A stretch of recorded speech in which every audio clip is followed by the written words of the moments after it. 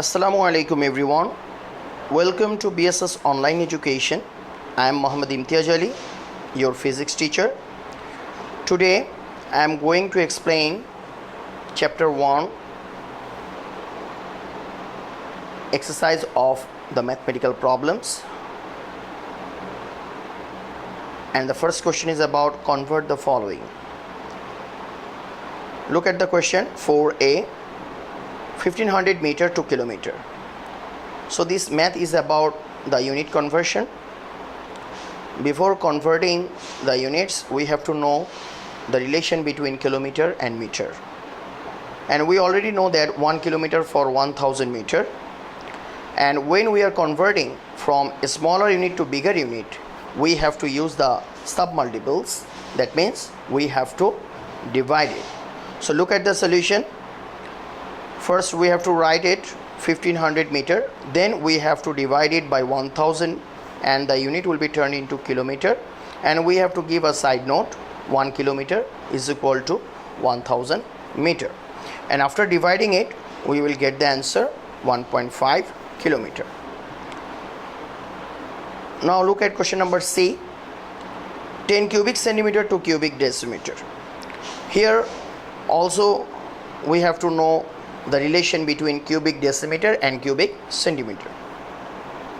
We already know that 1 cubic decimeter is equal to 1000 cubic centimeter, and when we are converting from a smaller to bigger units, we have to use the submultiples. That means we have to divide it. So look at the solution.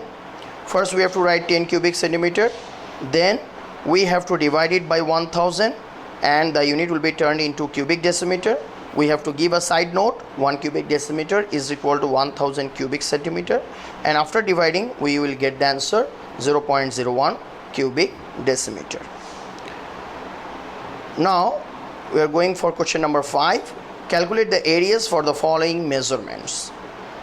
Look at the first question, number A, land measuring 100 meter multiplied by 57 meter. So to solve these types of maths, we have to know the relation, or we have to know the formula of area.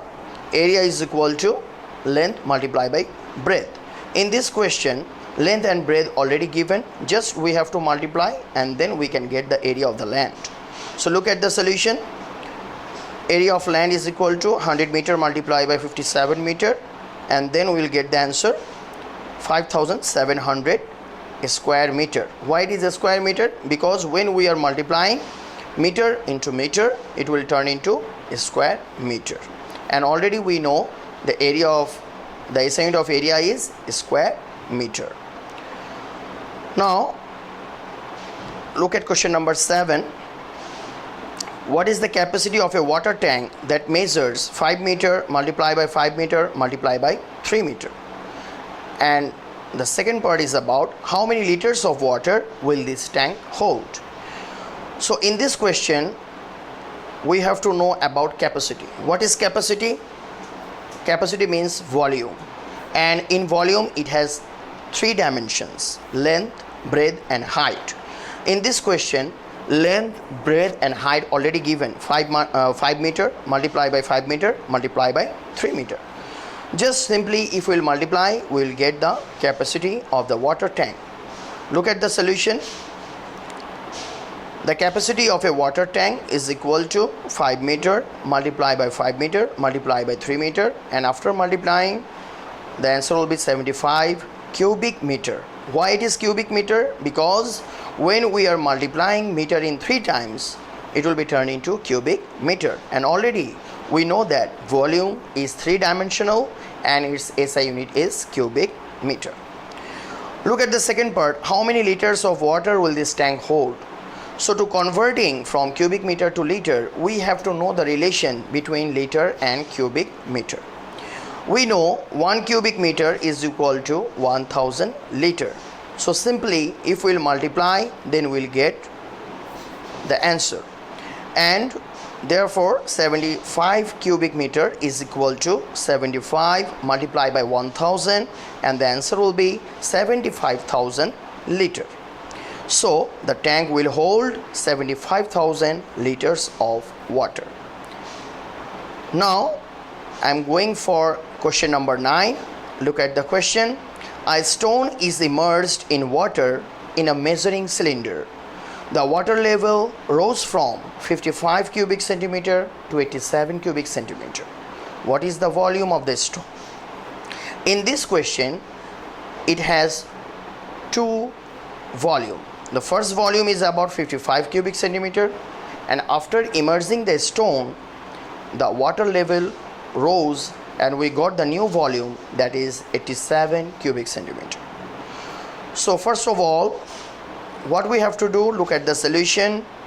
Here V1 is equal to 55 cubic centimeter. This is the first volume, and after immersing the stone inside the measuring cylinder, we got the new volume V2 is equal to 87 cubic centimeter. This one will be very much easy for you if you look at the picture. This is the first volume before immersing the stone inside the measuring cylinder, and after immersing the stone inside the measuring cylinder, we got the new volume, that is V2. So how we can find out the volume of the stone? Just we have to subtract. So look at here, volume of the stone is equal to V2 minus V1. Why V2 minus V1? Because V2 is much greater than V1, because after immersing the stone, the water level got a new volume which is greater than V1. Now we have to put the values, 87 minus 55, and after subtracting we'll get the answer 32 cubic centimeter. That's all for today. Thank you.